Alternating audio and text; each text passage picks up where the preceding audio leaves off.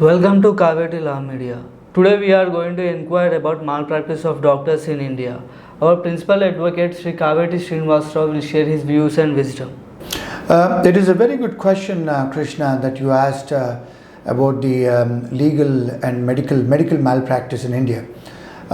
Before we go into the malpractice of doctors, first of all, I want to say a few words about the rights of a patient and what are the obligations of a doctor.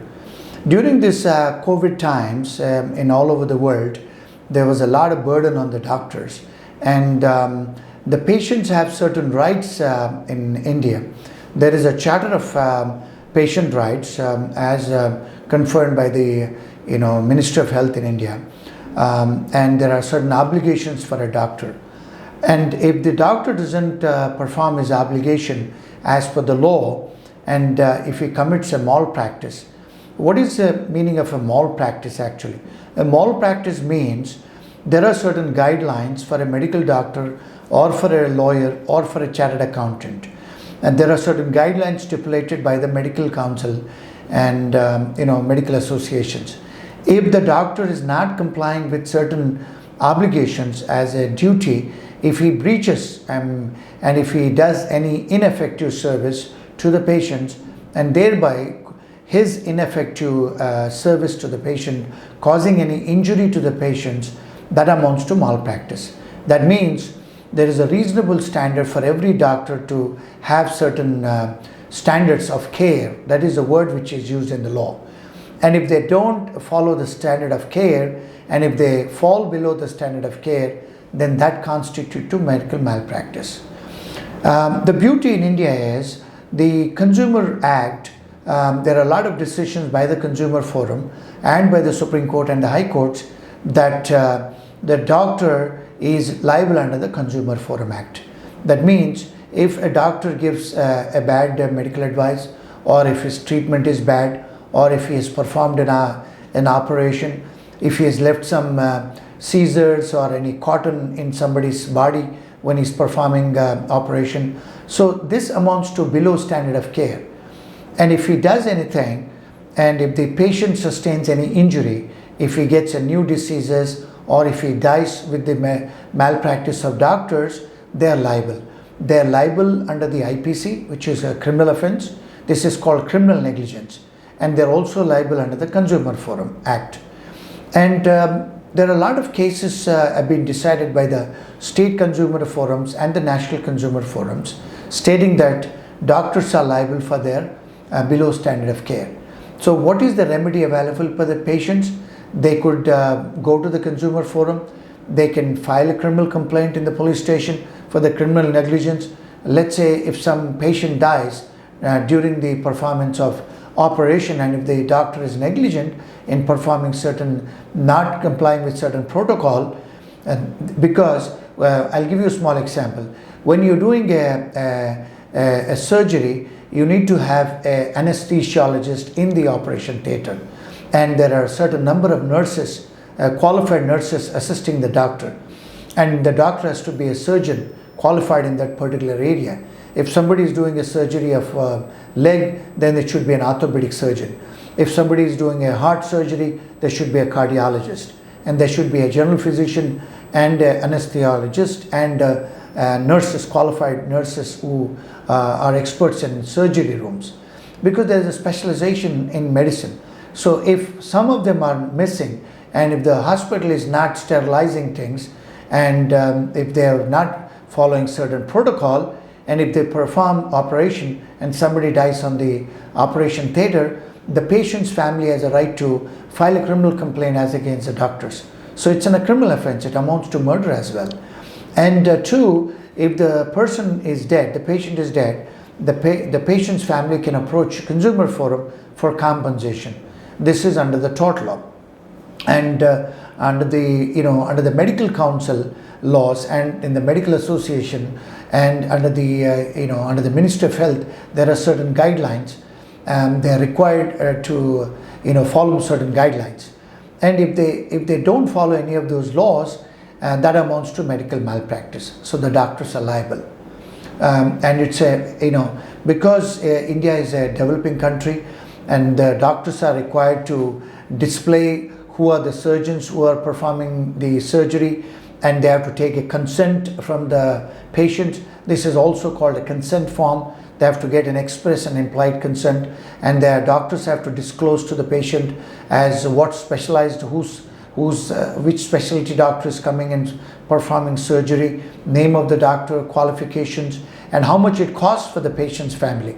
So there are a lot of obligations under the medical laws by the doctor, and if the doctor doesn't follow any of those, that amounts to medical malpractice. So the patients have a right to sue the doctor, and sometimes there are incidents in India and overseas, and if you see, especially in America and England and all the developed countries, the doctors didn't even, they also lost their license, and many of the doctors even went to jail.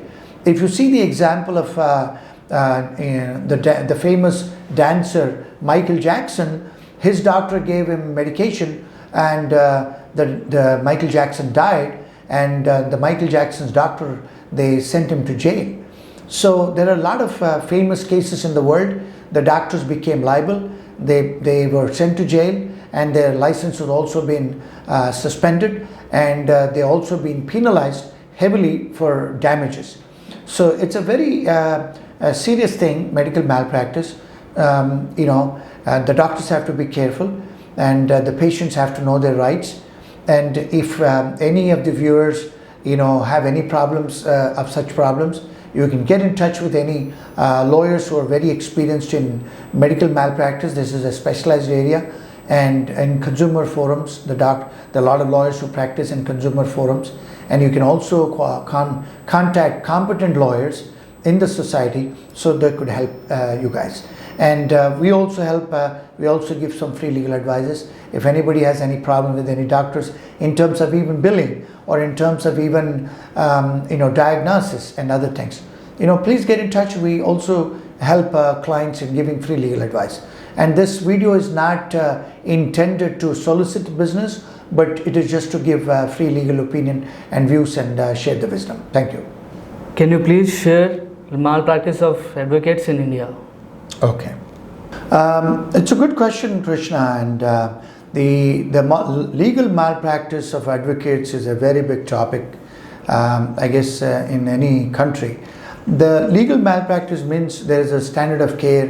What are the rights of a client, and what are the obligations of an advocate in India under the Advocates Act? The Advocates Act and the Bar Council of India and Bar Council of any state, it is a regulatory body for advocates. And the clients have certain rights, and the lawyers have certain obligations. The rights of clients are, first of all, the lawyer has to disclose all the facts and how much he's going to charge, and what is the procedure, which court is going to file the applications, and what is the court fees, and what is the professional fees he's going to charge. Is he going to charge on hourly basis, or is he going to charge lump sum for a case? And he's required to disclose everything to the client. And in terms of the beauty in India is, when a client pay the fees to a lawyer or a doctor or a chartered accountant, he doesn't have to pay the GST. And that is the beauty under the income tax law in India. So when you're paying the fees to a lawyer, so you don't have to add any GST. That's one thing with the client. And two, the lawyer is supposed to disclose everything, material disclosure.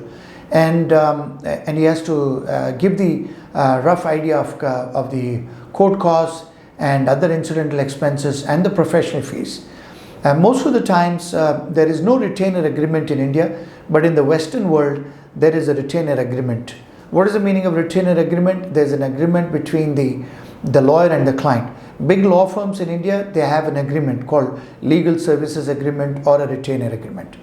So the clients will know what exactly the lawyer is going to charge, and how much time it will take, and what are the court fees and other incidental expenses. If the lawyer wants to take any specialist in arguing the cases, or if the lawyer wants to take any senior counsel for conducting a trial.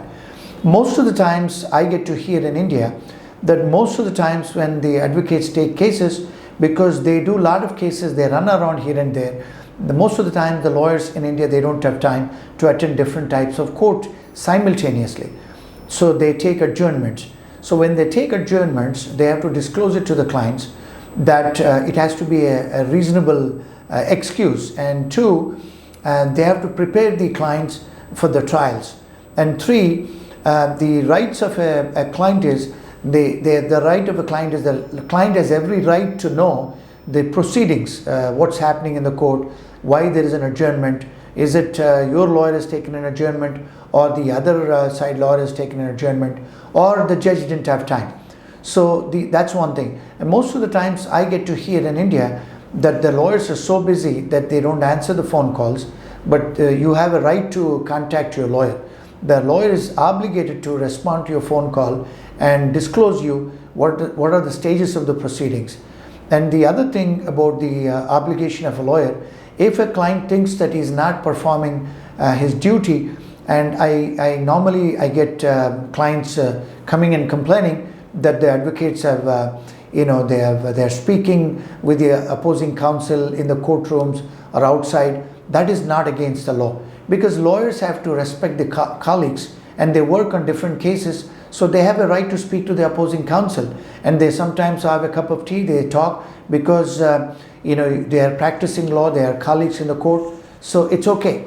So clients, they should not feel that because the lawyer is talking to the opposing counsel, so it's not that he's doing something unlawful. There's nothing wrong in it.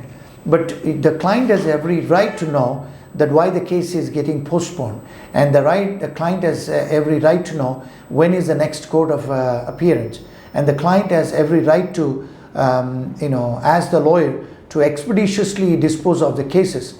And if the lawyers are not doing their duty, the clients have a right to approach the bar associations, and they have a right to approach the Bar Council under the Advocates Act, and they also have a right to approach the Bar Council of India. Under the rules of Bar Council, there are certain rights and obligations of clients and lawyers. You can check it up on the Bar Council's website, and you have certain rights and obligations. Based on that, you can pursue your remedy.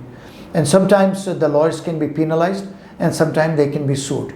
But it's not a regular practice in India to sue lawyers. It's not a healthy thing. So it's more predominant in the Western world, not in India. So I encourage clients to work with their lawyers.